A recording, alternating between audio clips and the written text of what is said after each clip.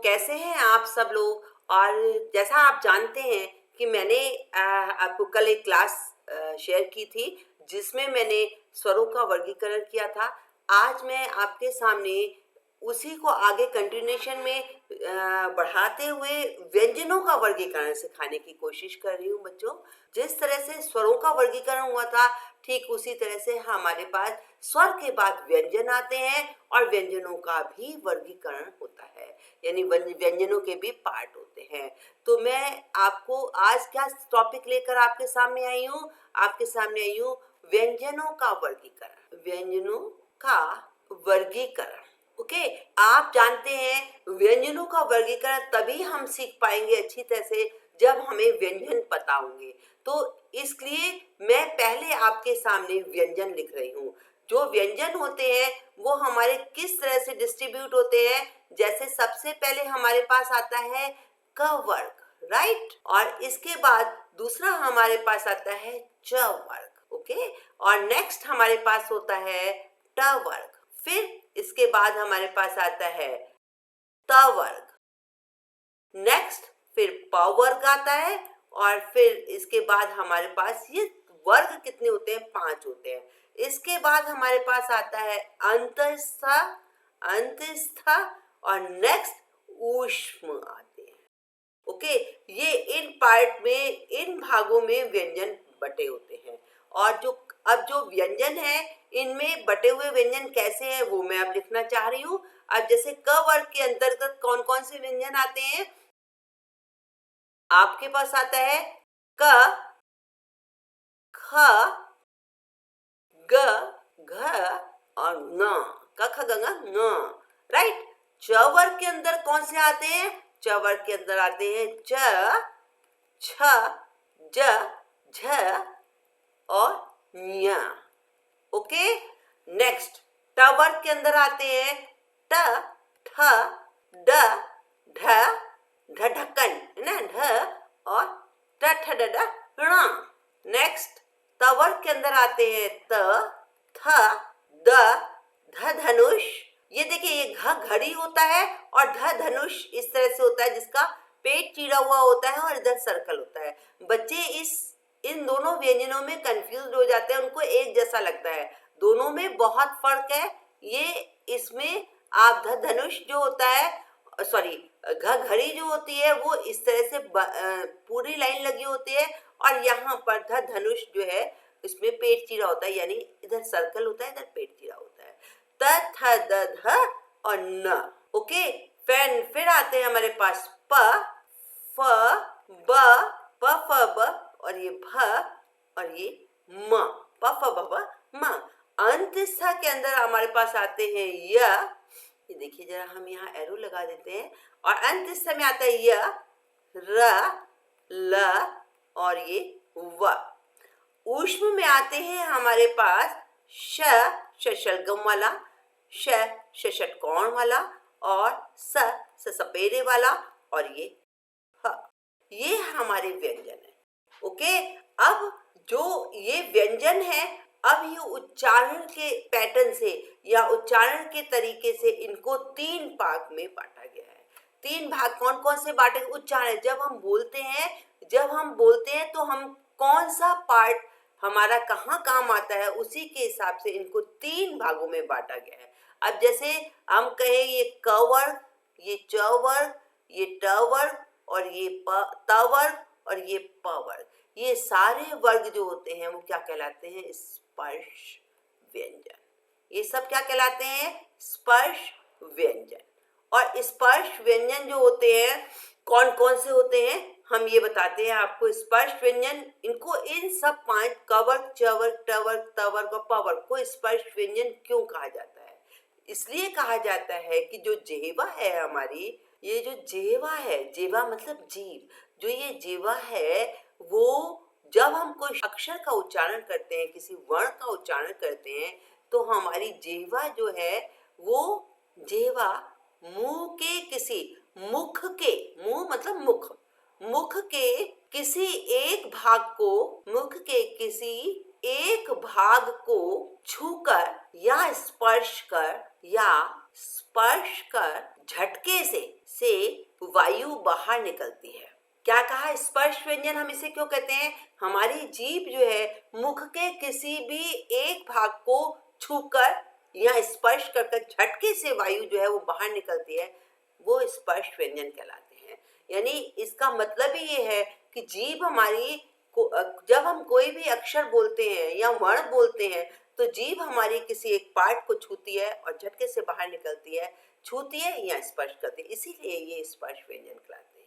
जीवा मुख के किसी एक भाग को छूकर या स्पर्श कर, स्पर्श कर, यहाँ पे कर रह गया तो मैं यहाँ आपका कर और लिख दे रही हूँ, छूकर या स्पर्श कर, झटके से वायु बाहर निकलती है तो उसे स्पर्श कहते हैं। अब आप देखिए, मैं बोलती हूँ, आप कोई भी अक्षर लीजिए, जैसे हमने च लिया, च, हमारी जीभ च, हमें पता चलता है। जब बच्चे, आप जब भी देखिए मेरी क्लास लें तो आप देखिए जैसे मैं बोल रही हूँ वैसे आप खुद बोल के देखिए, च। आप देख रहे हैं जब हम च बोल रहे हैं तो हमारी जीवा, जीवा यानी जीभ हमारी कहाँ तालू को टच कर रही है और झटके से वायु जो है, हमारी सांस की वायु जो है वो बाहर निकले, च, और एकदम झटके से बाहर निकल रही है, इसलिए ये स्पर्श व्यंजन कहलाते हैं। Okay, next अंतस्थ। अंतस्थ में क्या होता है बच्चों? यहाँ पर वायु जो है, जीभ जब हमारी किसी भी पार्ट को छूती है, किसी भी अंग को छूती है, जब जीवा मतलब जीभ, जब जीवा मुख के किसी भी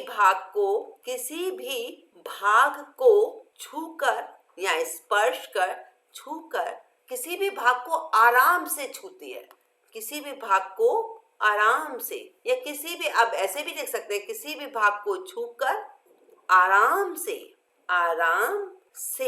वायु बाहर निकलती है, आराम से वायु बाहर निकलती है, उसे अंतस्था कहते हैं। अंतस्था यानी अंतस्था मतलब अंत, अंदर की तरफ बैठी रहती है, अंतस्था।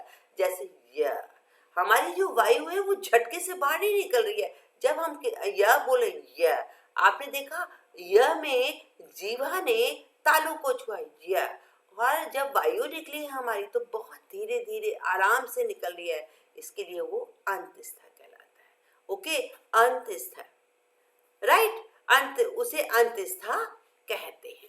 ओके, थर्ड हमारे पास आता है ये, इसके बाद हमारा पहले है ये वर्ग है और इसके बाद हमारे पास जो आता है अंतस्था, ऊष्म। अब ऊष्म क्या कहती है? ऊष्म जब जीवा जो होती है, देखिए जब जीवा कोई भी चीज तर्क के साथ समझोगे तो आपको बहुत अच्छा लगेगा और समझ भी बहुत जल्दी से आएगी। ज्यादातर बच्चे क्या करते हैं, लर्न कर लेते हैं, रट लेते हैं कि हमारे 3 वर्गों में बांटा गया है। कौन कौन से वर्ग हैं? एक स्पर्श है, एक अंतस्थ है और एक ऊष्म है। अरे आप पूछिए किसी से कि जो स्पर्श है उसे स्पर्श क्यों कहा गया है, जो अंतस्थ है उसे अंतस्थ क्यों कहा गया है, और जो ऊष्म है उसे ऊष्म क्यों कहा गया है। आपको मैंने ये 2 बता दिए हैं। ऊष्म क्या है? अब इसमें देखिए, जीभ जो है हमारी वो रगड़ती है, तालू से रगड़ती है। किससे रगड़ती है? हमारी वो मुख जो जीवा जो है रगड़ती है, जीभ रगड़ कर झटके से बाहर निकलती है, जीवा रगड़ कर वायु झटके से बाहर निकलती है। यहाँ थोड़ा और सही कर लेते हैं हम, उसे ऊष्म व्यंजन कहते हैं, उसे ऊष्म व्यंजन कहते हैं। आपने देखा इसमें क्या हुआ, रगड़ लगी, रगड़, हमारी जीवा को रगड़ लगा, जैसे चटकौन सा, यानी हमारी जीभ ने रगड़ किसी भी अंग को छुआ तो वहां पर घर्षण पैदा हुआ, और इस घर्षण को इसलिए से ऊष्म मतलब रगड़ ऊष्म, और इसी तरह से घर्षण भी बोलते हैं, घर्षण मतलब रगड़ना, तो उसे ऊष्म व्यंजन कहते हैं। इसे, इन वर्णों को घर्षण वर्ण भी कहा जाता है। मैं ये भी लिख देती हूँ, इन वर्णों को घर्षण व्यंजन भी कहा जाता है, राइट।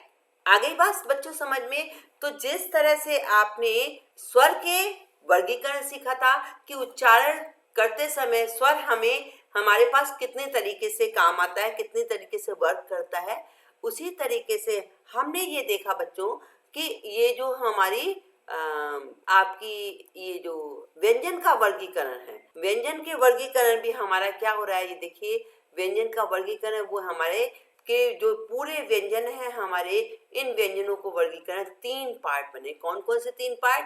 पहला पार्ट बना है स्पर्श व्यंजन, यानी जीभ हमारी जो है किसी भाग को छूकर झटके से बाहर निकलती है, उसे स्पर्श व्यंजन कहा जाता है। सेकंड नंबर हमारे पास आता है, कौन सा आता है बच्चे? हमारे पास सेकंड नंबर आता है अंतस्था। अंतस्था में क्या होता है? अंतस्था में हमारी जीभ जो है मुख के किसी पार्ट को छूती है और बहुत आराम से अंतस्था आराम से बैठती है और धीरे से निकलती है, तो इसे अंतस्था कहा जाता है। सेकंड नंबर हमारे पास आया अंतस्था, अंतस्था, अंतस्था या अंतस्था, राइट। थर्ड हमारे पास आया, थर्ड नंबर जो आया वो आया ऊष्म। ऊष्म मतलब गर्मी, इससे ऊर्जा उष्णता आती है और इसलिए इसे ऊष्म कहा जाता है। और एक और इसे घर्षण होता है यानी रगड़ता है, तो इसलिए इसे घर्षण व्यंजन भी कहा जाता है। तो आज मैंने आपको इस क्लास में बताया कि स्वर वर्गीकरण के बाद जो हमारे पास ये व्यंजन होते हैं, उन व्यंजन का वर्गीकरण कैसे किया जाता है। मैं समझती हूँ बच्चों आपको अच्छी तरह से मेरी बात समझ आ गई होगी, और कहीं आपको कोई डाउट्स या कहीं प्रॉब्लम या कहीं परेशानी हो रही है तो आप कमेंट बॉक्स पे जाके अपने क्वेश्चंस डालिए, कमेंट बॉक्स पर अपनी क्वेश्चन रखिए, क्वारी रखिए, और मैं आपकी उस क्वेश्चंस को आपको अच्छी तरीके से डिस्कस करूंगी, आपकी जो डाउट्स है उसको, उस प्रॉब्लम को सॉल्व आउट करूंगी।